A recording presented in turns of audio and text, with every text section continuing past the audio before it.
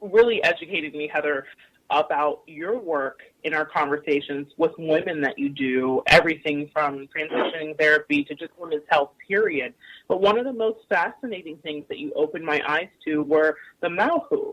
And I've been doing a great deal of research as of late in regards to our national conversation about the transgender community. I've been really trying to find a space in my heart, not just for understanding. The understanding wasn't what I needed. I needed to understand why this was so difficult for everyone else to understand. Who are the Mahu? Can you explain the concept of that? Yeah, so in native cultures, so in Hawaiian native culture, they have what is called the Mahu. And the Mahu is somebody who is revered as really a special person, a healer. A Mahu is somebody that is considered to be in the middle. So they really tend to present kind of both masculine and male and female. They're not really either or. And so they take both sides of these spectrums, and they are really they can really share that. So they have the sensitivity of feminine and are nurturing and are healers in that aspect, but yet are still have some masculine qualities where they can be warriors and hunters and provide for their families in that aspect if they need to. And so they really do hold this place right in the middle of not being male or female, but really being both. And, you know, until the missionaries came to Hawaii and changed things, they were really revered as special people. And this is also something that is true in Native American culture, whereas in Native American culture, they call it two-spirited. And again, in Native American culture, back in the day, people who are two-spirited or Mahu are revered as special people to be honored because they are healers and caretakers. And, you know, it's really only in our society now where they've taken people and kind of, you know, labeled, and we like to be like, oh, yeah, we're shunning those folks because either they're confused or there's something mentally wrong there. But if we really take the time to look back in our history and look at our ancestry, that's not true at all. It is not true at all. And that's why when we had this conversation, my mind was blown because I realized what I had been learning during my research over the past few months is that this has always existed. And this was not seen as a strange thing. It was just an accepted part of our society. People were accepted for who and what they were, and there is a duality in us all. I think that everything you said is such a revelation, and I really think that if everyone could understand that duality exists in us all, even if we're talking about the Kinsey scale of sexuality, we all rate somewhere on that Kinsey scale. Guys, listeners, if you don't know what that is, Google that. But it's pretty much the premise that we all have a little bit going on inside, and we'll talk about that maybe at another time. But I just wish we could move into a place of being more accepting and inclusive. And I just love when you said the word Mahu, I thought, what a beautiful word, what a simple way to understand that there is something special in each one of us, whether we are on the spectrum or not on the spectrum or whatever the case is. And I think that opening our eyes and our heart really is the answer to knowing that this has always been, you know? This has always been. Right, yeah. Mahu is something obviously that really resonates with my own soul because I feel very much in the middle. I am somebody who, you know, presents very masculine, yet am very in touch with my feminine side and my feminine body parts and all of that stuff. I don't want them to go away. They're here. I love them. Right. But I'm not ever going to be in some strappy, sexy heels and a pretty skirt and walking down the street. That's not going to happen. I'm going to be in my jeans and, you know, flannel shirts or T-shirts and whatever because that's just how I am. And so, you know, for someone being on the spectrum, that being two-spirit or being Mahu is a way for me to relate to where I don't have to say I'm transgender because I'm not really. I don't consider myself to be part of the transgender community because I don't want to transition. I don't feel like I'm in my wrong body. I don't feel like I was born the incorrect sex. I was born the correct sex, but in comfortability, I present more masculine. That's just who I am, and I'm okay with that. Could that some of that be because I was raised by, you know, a male my whole life, and so I really didn't have a feminine role model in my life that was, you know, showing me how to put on them strappy shoes or whatever. But I can honestly say that I don't think that even if I did, that would be something that I would want to do. I feel most comfortable presenting a little bit more masculine, but I definitely feel feminine. Okay. And here's Confusing, right? interesting because, well, no, it is interesting. And I think I am so happy to be having this conversation because it is a conversation. There's a lot of confusion, and there was something we touched on as we were speaking recently about wanting to ask a question. I had said something, and I said to you, please forgive me if that's ignorant.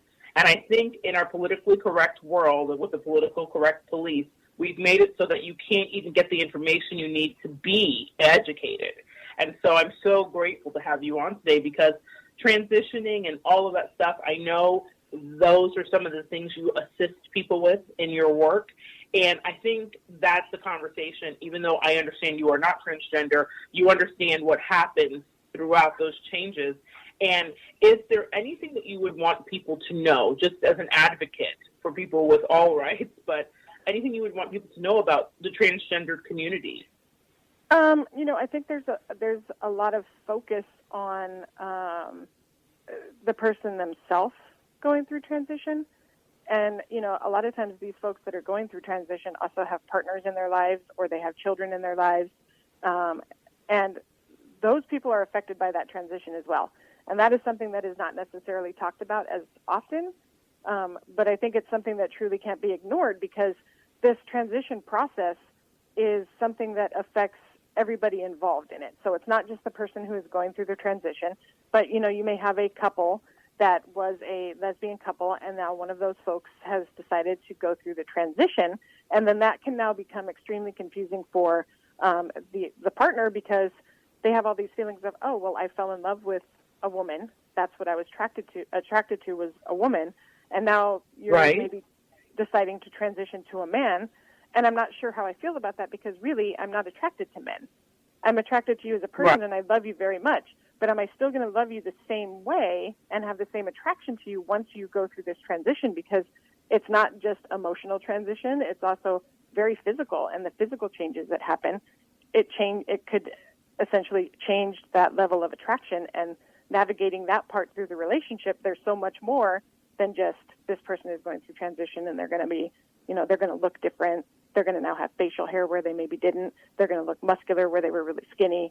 You know what I mean? There's so much more to it than just those physical aspects. And the conversation still needs to be had about what's going on. Maybe those folks had children. And how are the children feeling about this transition? And what's going on with them emotionally when they look at what they thought when they were first born? It was my lesbian parents. Now I potentially have heterosexual parents.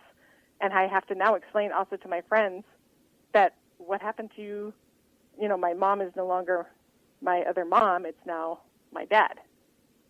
And that's a lot for the other people involved, right? It's such a great deal. And I think what you said is so wise. We are often very focused on the person in transition. And there is a lot to focus on. There is a great deal of transformation happening in their body, heart, spirit, mind, soul. But we forget that there are people that this spills out over onto, and it absolutely affects them too. And a person's transition is not something they're doing to somebody else, but it does affect the other people around them. I remember watching a documentary that it may have been a reality show that Chaz Bono had, previously Chastity Bono, Cher's daughter, now son. And I remember the confusion that was had in the conversation. I remember people being confused about Caitlyn Jenner and the transition that Caitlyn has just made. And I remember watching how it seemed to devastate everybody around them. Now, I'm not a person that keeps up with the Kardashians, but because it was a transgendered issue, I certainly was paying attention. And in regards to that, it stood out to me, which kind of piggybacks off of what you're saying here, Heather, was this kind of tortured feeling I saw in the face of Chaz's partner, who was in a lesbian relationship with Chastity, as you were just mentioning previously, and then he's transitioning into Chaz. And because I do energy readings, I wasn't listening to what she was saying. I was feeling her energy, and she was very tortured. And I don't think that it was that I think there was sadness. I think there was mourning. I think there was a lot of layers under the surface as she was dealing with the idea of losing Chastity to Chaz, and still loving the person and figuring out where she fits in all of that. And there were discussions on should they stay together and would they and could they. And that blew my mind. I had never thought about all of the casualties that can happen in a situation like that. So thank you so much for kind of giving us a little bit of light on a place that I don't think the light shines very often, which is on the family members and the loved ones that are going through the transition. Now, on Evolve, Heather, I'm always trying to convey how we are constantly communicated with, whether it be angels or numbers or animals. Listeners, I know you guys are like, really, Monette, more communication? Always the communication. And Heather told me a wonderful story. Would you please share it about and let me see if I'm saying it right, Amakua, which is, correct. First of all, what is an Amakua? So, again, disclaimer, not to be an expert on Hawaiian culture or anything like that, but one of the things that the Hawaiian culture has is what they call amakuas, which is very similar to the Native American spirit guide. And so Amakua is basically your family ancestral protector. So they come in forms of animals, and they are symbols that are protectors of your family and your ancestry. And so it's always very interesting to, when you immerse yourself in this culture, to try and figure out, what is your family Amakua and how does that come about? So we were just recently on a trip to Hawaii, and I was asking some close friends of mine that are Native Hawaiian, how does one figure out what their Amakua is? Like what brings that to your attention? Like, how do you know? There's general ones that everybody talk about. There's, owls and fish and sharks and geckos. But how do you know actually what really belongs to your family and what is protecting your family? And the answer that was given is very similar to, often to what we hear in Christianity about angels, is that it will come to you.